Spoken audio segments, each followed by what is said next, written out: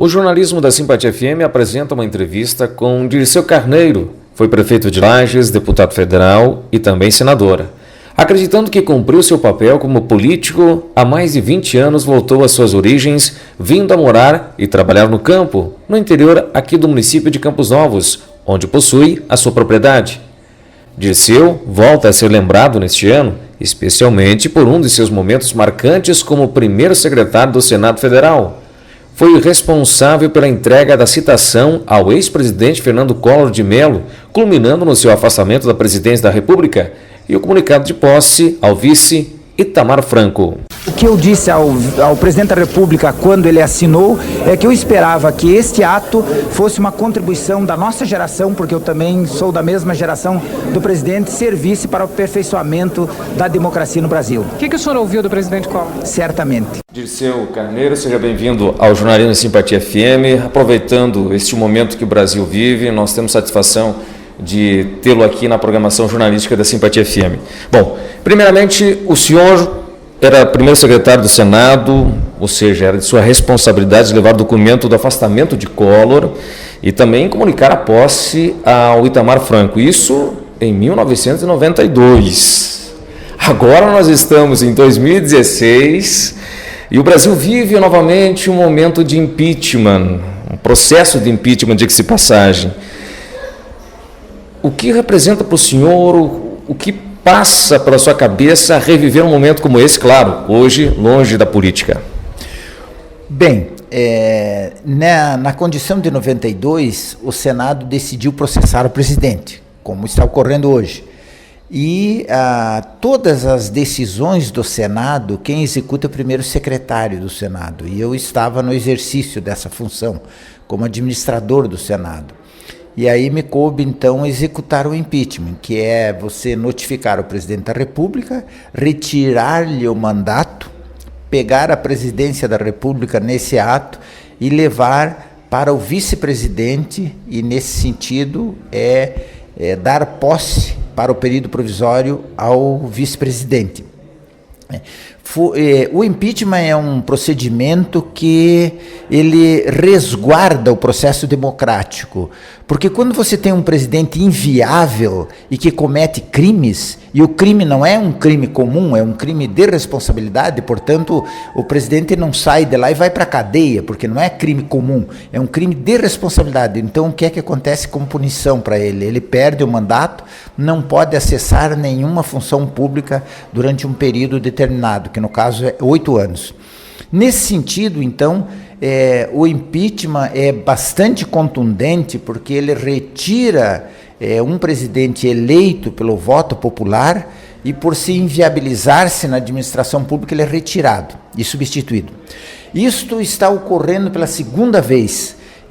Significa que nós estamos num processo de trajetória democrática não totalmente maduro ainda, porque na questão pública e histórica e nacional, os tempos são muito mais longos do que os tempos individuais das pessoas ou das comunidades. Uma questão nacional, para amadurecer, ela leva anos e alguns até séculos. E nesse sentido, nós estamos numa trajetória positiva, ela está avançando e se consolidando. Nós temos instituições que ora uma, ora outra assumem um papel mais importante. Neste momento é o judiciário que está exercendo o papel mais importante, é o poder que está mais preservado de vícios ou de desgastes perante a sociedade. E aí o executivo está tremendamente desgastado, ele não tem mais do que uns 10% de apoio da sociedade, e por outro lado o legislativo da mesma forma, está tremendamente desgastado pela vinculação dos deputados aos processos, aos inquéritos, às falcatruas, deputados e senadores, evidentemente, né? Então, nesse sentido, nós temos hoje um judiciário forte e um executivo e legislativo fraco, ambos. No período de 92, no impeachment do Collor, nós tínhamos um judiciário bastante bom, firme, bem estruturado, com a cabeça no lugar, e nós tínhamos um Congresso Nacional bom também, porque era o Congresso que tinha elaborado a Constituinte. Foi um dos melhores congressos que passou por lá nos últimos tempos, porque não só políticos de carreira participaram, mas também cientistas políticos, cientistas sociais, líderes sindicais, representantes de muitos segmentos da sociedade de muito boa qualidade. E uma experiência de parlamentares antigos que vinham desde o Getúlio, desde a crise do Getúlio, a crise do Juscelino, a crise do Jango em 64, assim por diante. De modo que era um congresso bem experiente e era bastante prestigiado ainda pela sociedade brasileira. Nesse sentido, então, a execução do impeachment foi algo bastante rápido, não tivemos nenhum sobressalto como nesse estamos tendo a cada dia um deles, né? E nesse sentido, então, se executou. O Collor não tinha apoio nenhum, porque ele nem partido não tinha um partido inventado para disputar a eleição, que derreteu logo em seguida. Os companheiros deles de partido não votaram com ele ficou absolutamente sozinho e isolado. E aí não teve outra alternativa senão deixar o poder mesmo. Bom, a teoria do PT é de que tudo isso não passa de um golpe, pois não houve um crime de responsabilidade a ponto de embasar um processo de impeachment. Até que ponto isso é verdade? Olha, totalmente mentira e equivocada a afirmação de que não tem crime de responsabilidade. Eu considero a postura do PT cínica e ele lança uma lama semântica falando em golpe. Impeachment é golpe. Isto é uma lama semântica. Ele está enlamendo a semântica do impeachment.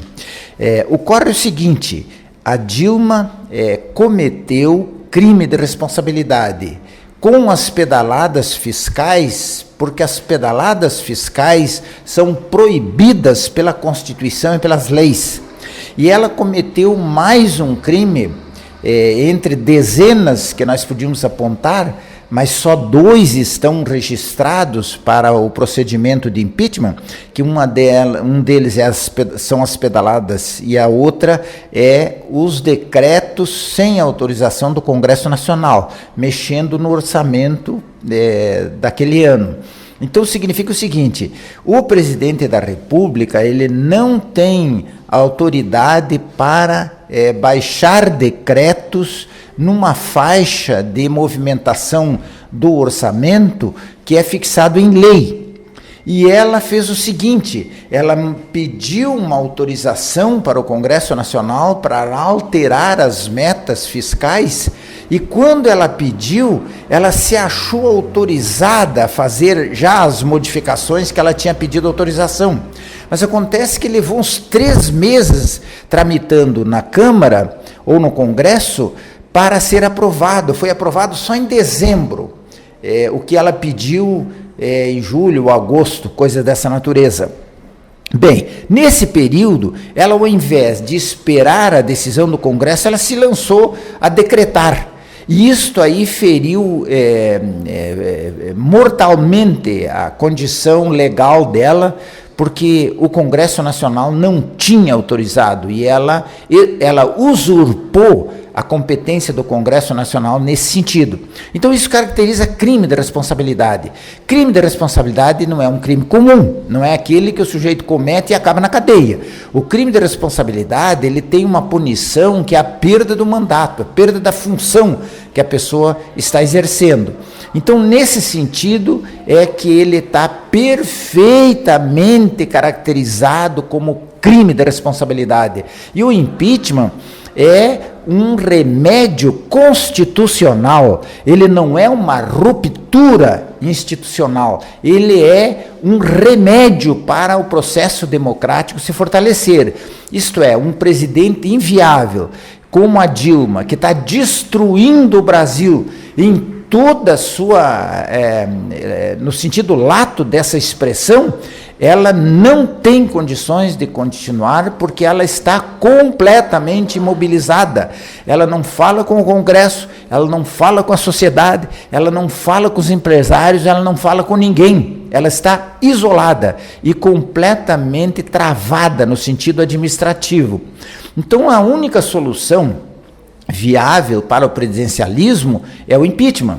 E ele é legal e é recomendável neste sentido e neste momento. Portanto, ele é um instrumento legal, não tem nada de golpe, isso é um cinismo que o PT está usando, levando em conta que seu eleitorado é pouco esclarecido e talvez se engane, né, a ouvir um discurso desse tipo para acompanhá-los, né? Mas isto é algo que é repugnante na política brasileira. Bom, numa de suas entrevistas, o senhor chegou a afirmar que o governo Collor foi um desastre, especialmente pelo envolvimento com a corrupção. O governo do PT levantava na época a bandeira da ética e também teve um envolvimento direto no processo de impeachment com o partido, né, no afastamento de Collor. E hoje está à mercê de ser afastado do governo. Bom, o senhor acredita que os partidos políticos realmente representam os anseios da população? Será que não estaria na hora de uma reforma política? Olha, lamentavelmente, esse período democrático de 88 para cá, da nova Constituição para cá, ele acabou tendo uma evolução negativa no processo da representação política. O que é que começou a predominar? Não a predominância da atividade política partidária, eleitoral, de uns anos para cá, ela acabou se assentando em cima de dinheiro de empresa, dinheiro do empresariado. E isto abriu-se uma fresta da porta e a porta foi arrombada, porque todos os políticos acabaram desprezando o eleitor como elemento mais importante de uma eleição e consideraram o dinheiro a parte mais importante da eleição. Hoje a maioria dos políticos, a maioria absoluta dos políticos não conhece seus eleitores, ele só conhece os empresários aliados que lhe financiam a campanha.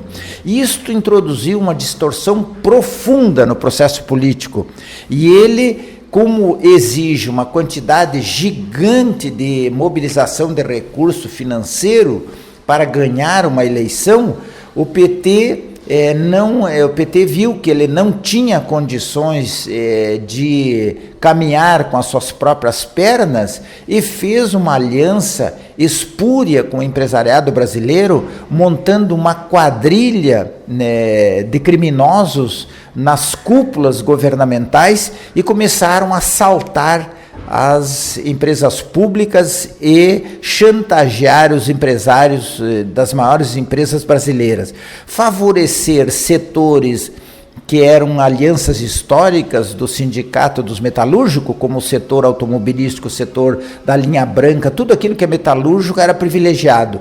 E outros setores eram desprezados, como, por exemplo, o setor de combustível renovável, o etanol.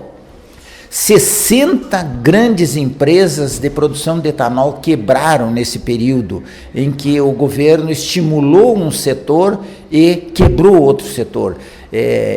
Isto é um equívoco administrativo, é uma incompetência administrativa gigantesca e levou a desequilíbrios incríveis no nosso país.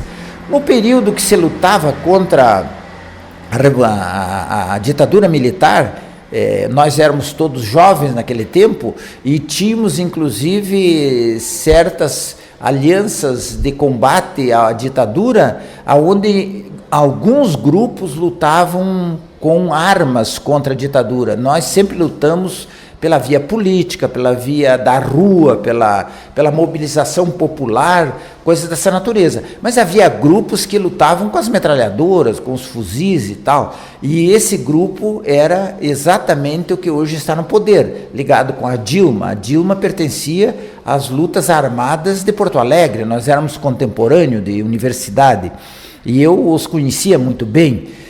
De modo que eu jamais imaginava que naquele período eles assaltavam os bancos para arrecadar dinheiro para a luta contra a ditadura, e quando eles chegassem no poder, eles fossem assaltar as empresas públicas do Brasil para manter o seu projeto de poder, para permanecer no governo, para se perpetuar no governo.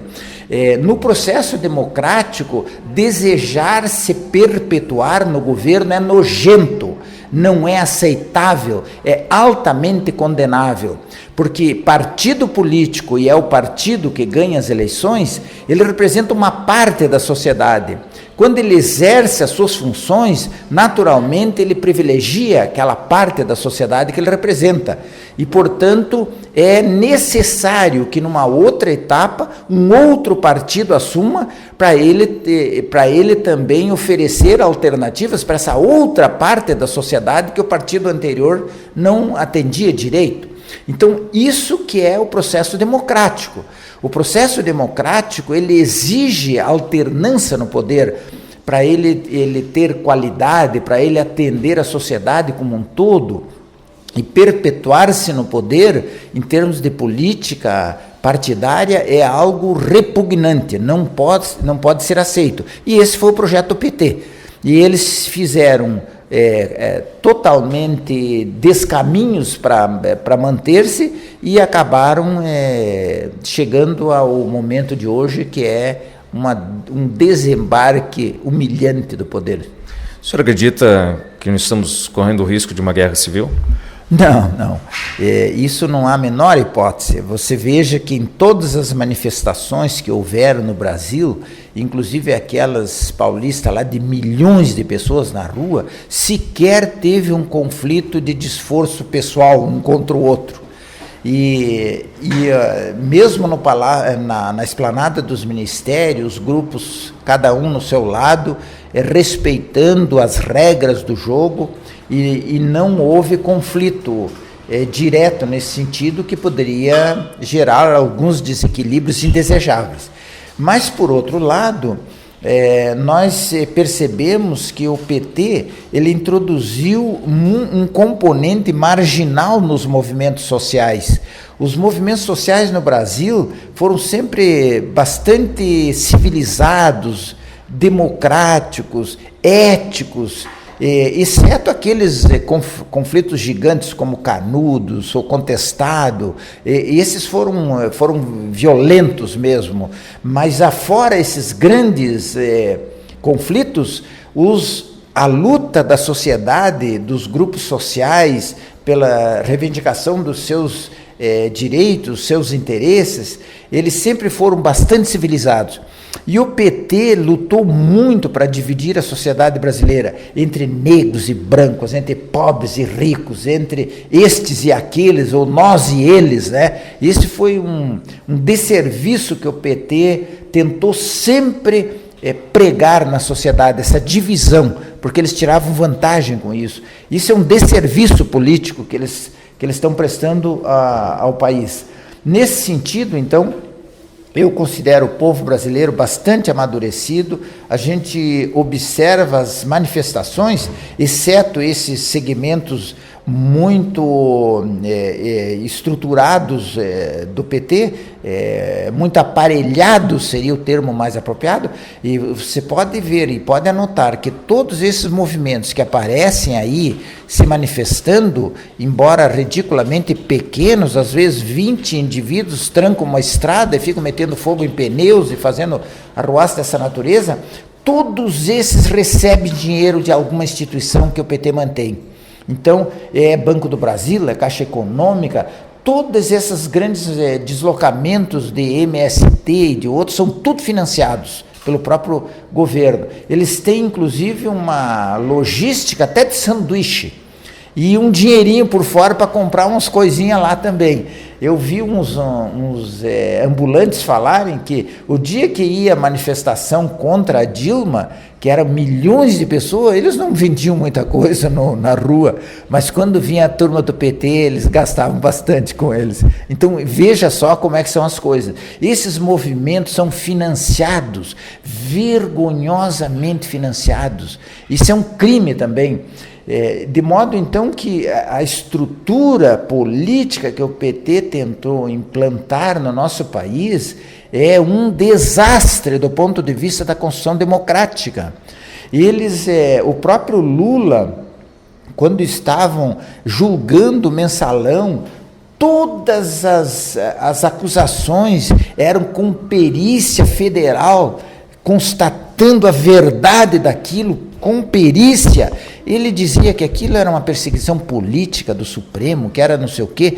Isto é um desserviço às instituições, um desserviço, porque o judiciário, ele aceitando as denúncias das promotorias que nós criamos na Constituição de 88, o Ministério Público foi criado em 88 pela Constituição, eu ajudei a criar.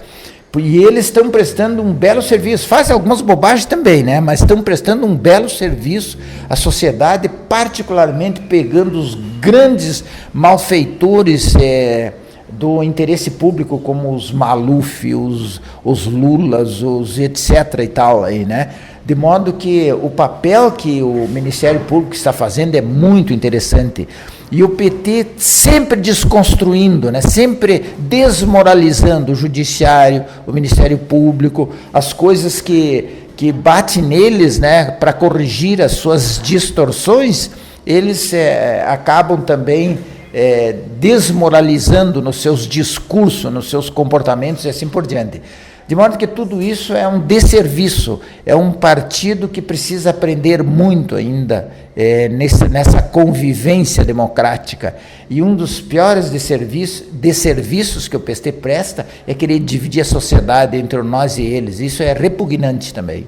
Dirceu Carneiro, obrigado pela sua contribuição com o jornalismo da Simpatia FM. Seja sempre bem-vindo aqui, esclarecendo os ouvintes, dando uma aula especialmente muito produtiva, em particular, nesse momento político que nós vivemos.